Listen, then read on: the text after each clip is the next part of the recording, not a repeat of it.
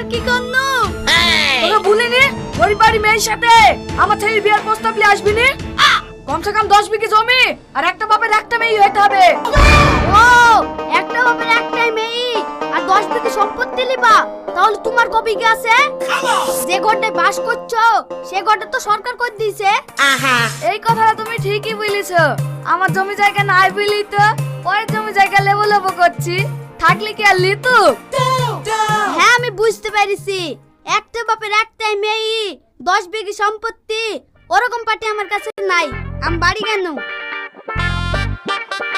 আব্বা, তুমি তো ঘটককে অপমান করে তাড়িয়ে দিলি, এবার তো মনে হয় আমার বিয়ে হবে না।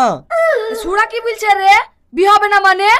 যা পাড়ায় পাড়ায় খোঁজ লাগা, কার বাপের একটা মেয়ে আর 10-12 বিঘি সম্পত্তি আছে, সেই মেয়ের সাথে তোর বিয়ে দেবো।